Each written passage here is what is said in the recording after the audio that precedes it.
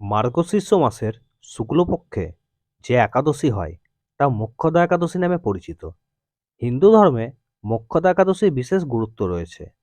কথিত আছে যে এই দিনে উপবাস ও উপাসনা করলে মানুষ মোক্ষ লাভ করে, আর এই জন্মেই তার সমস্ত পাপ বিনষ্ট হয়। বিশ্বাস করা হয় যে এই দিনে ভগবান শ্রীকৃষ্ণ কুরুক্ষেত্রে অর্জুনকে গীতার জ্ঞান দিয়েছিলেন। এই দিনে গীতা জয়ন্তীও পালিত হয়। মোক্ষদা একাদশী ব্রত পালনের দিনে উপবাসের ব্রত কথা অবশ্যই পাঠ করতে হবে, যার ফলে সমস্ত পাপ থেকে মুক্তি পাওয়া যায় বলে অনেকেই বিশ্বাস করেন। তাই আজকে ভিডিওতে আমি আলোচনা করব মোক্ষদা একাদশীর ব্রত কথা ও এবছরে মোক্ষদা একাদশীর সময়সূচি নিয়ে।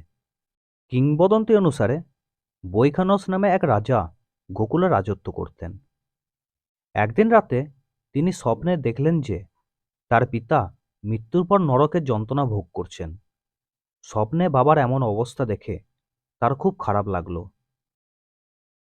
রাজা অত্যন্ত চিন্তিত হয়ে পড়লেন এবং ভোরবেলা রাজপুরোহিতকে ডেকে পাঠালেন এবং রাজপুরোহিতের কাছ থেকে তার পিতার মুক্তির পথ জানতে চাইলেন।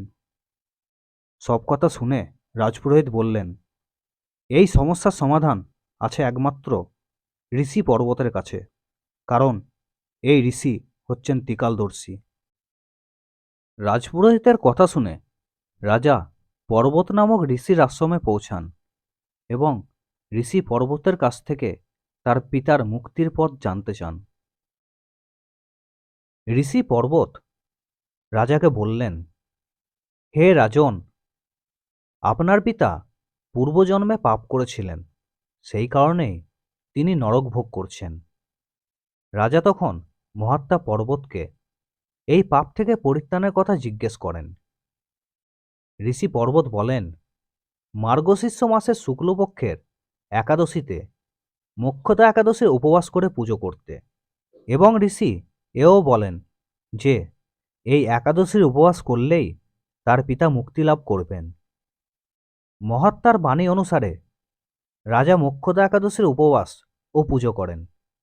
এই উপবাস ও পুজোর পুণ্য ফলে রাজার পিতা মোক্ষ লাভ করেন। মোক্ষদা একাদশীর ব্রত ব্যক্তিকে পাপমুক্ত করে এবং তার শরীর, মন ও আত্মা শুদ্ধ করে।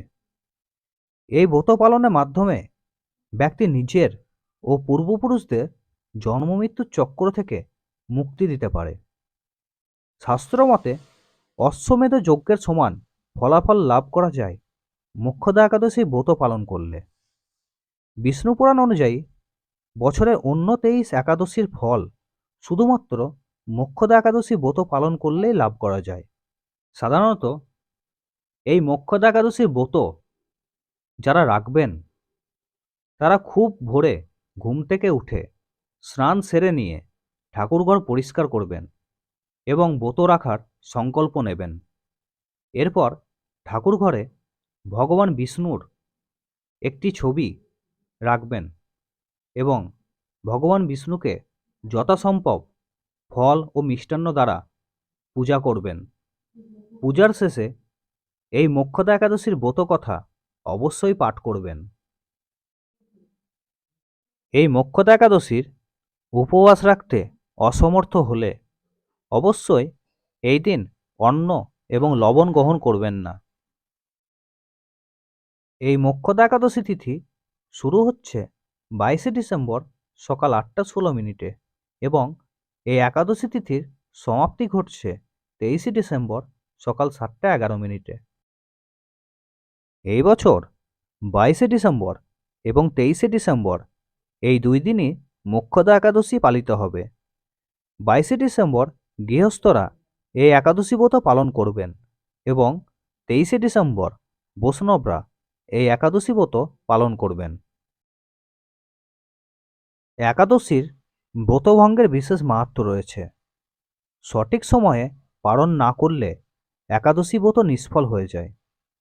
পঞ্জিকা অনুযায়ী যারা 22শে ডিসেম্বর ব্রত পালন করবেন তারা 23শে ডিসেম্বর দুপুর 1টা 22 মিনিট থেকে 3টে 25 মিনিটের মধ্যে পালন করবেন।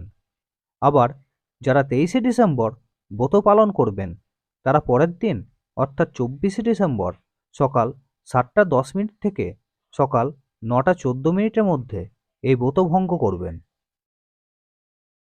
তাহলে বন্ধুরা, আজকের ভিডিওটি আমি এখানেই শেষ করলাম।